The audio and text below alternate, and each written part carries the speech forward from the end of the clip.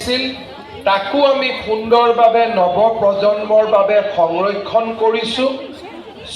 স্বাধীনতা সংগ্ৰামীয়ে আমাৰ জাতীয় জীৱনক সমৃদ্ধ কৰিছিল।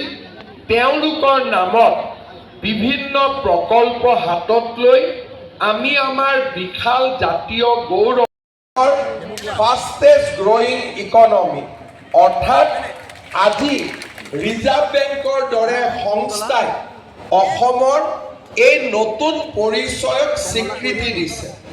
অলপ আগতে মই ডিফুত কেঞ্চাৰ হস্পিটেলৰ উদ্বোধন কৰিছিলোঁ।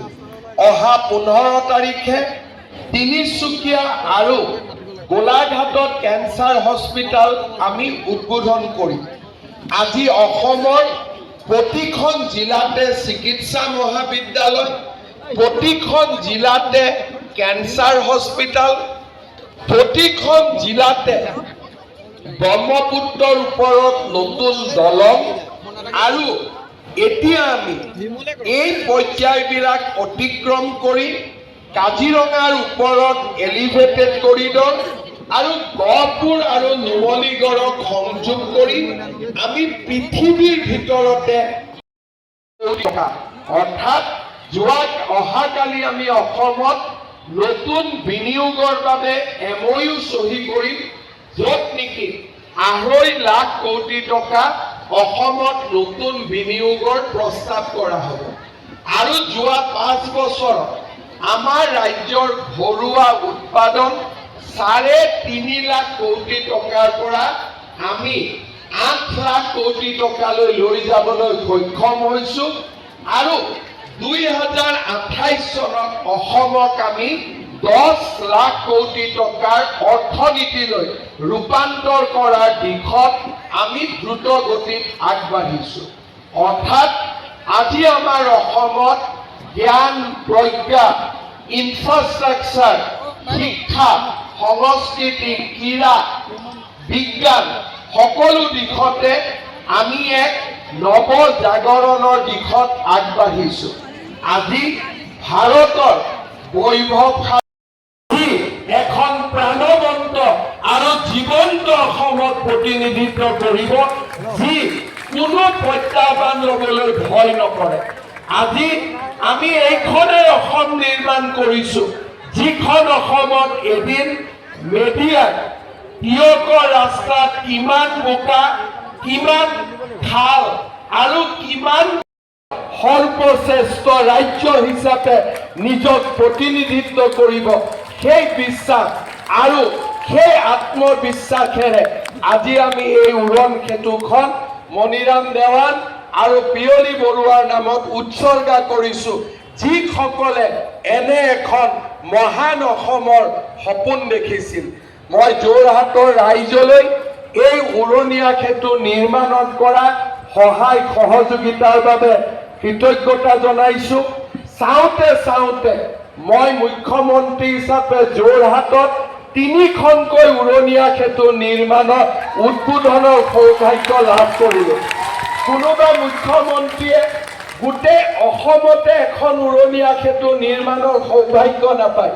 ভগৱানৰ মোৰ ওপৰত কৰবাত কিবা আশীৰ্বাদ আছিলে যে যোৰহাটতেই মই 3খনকৈ উৰণীয়া সেতু নিৰ্মাণৰ সৌভাগ্য লাভ কৰিলো।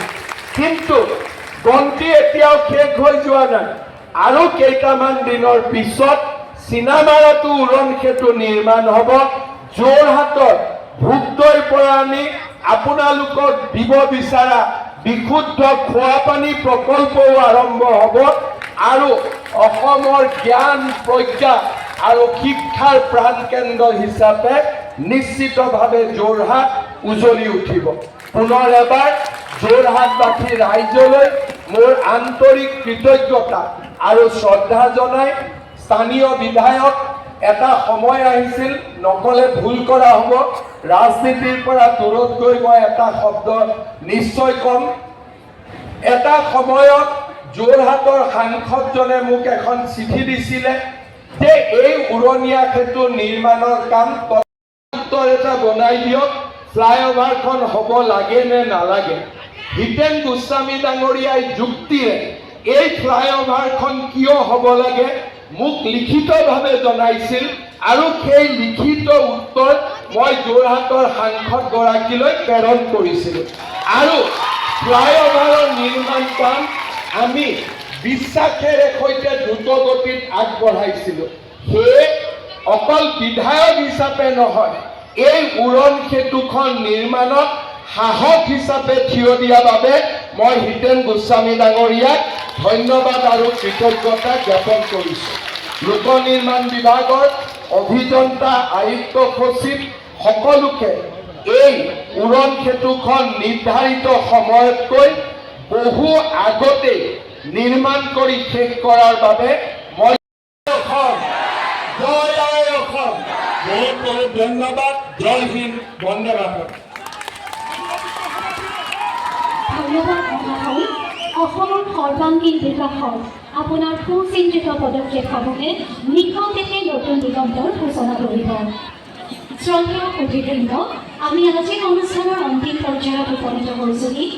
অতি ব্যস্ততাৰ মাজতো বহুমূলীয়া উপস্থিতিৰে আমাক কৃতাৰ্থ কৰাৰ বাবে মাননীয় মুখ্যমন্ত্ৰী पंजाब सिंध गुजरात मराठा द्राविड उत्कल गंगा विंध्य हिमाचल यमुना गंगा उज्जल जलधि तरंगा तव शुभ नामे जागे तव शुभ आशीष मांगे गाहे तव जय गाथा जन गण मंगलदायक जय हे भारत भाग्य विधाता जय हे जय हे जय हे जय जय जय जय हे।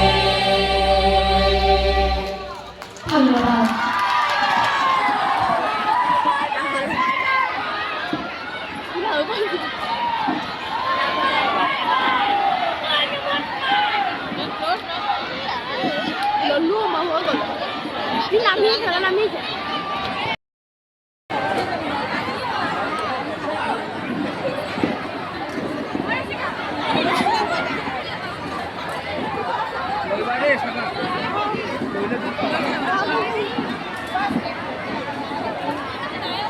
Mama anak mendek boleh.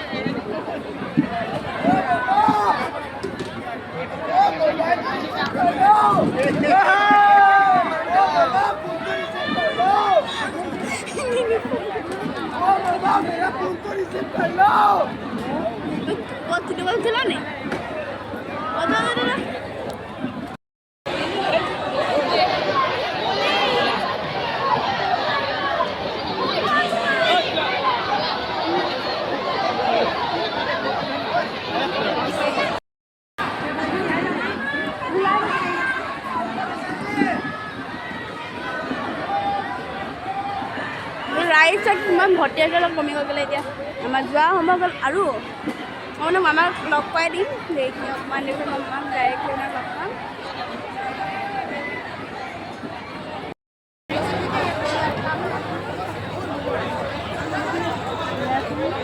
মামা গ'লগৈ অকণমান এফালে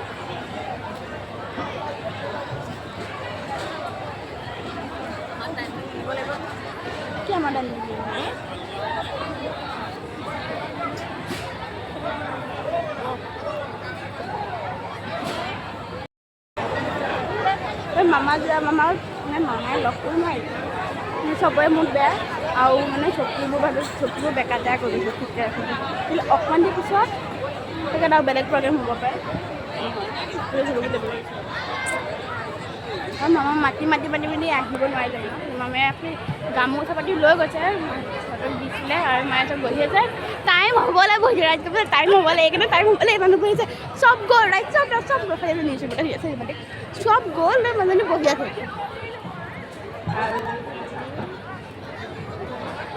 আগলৈকে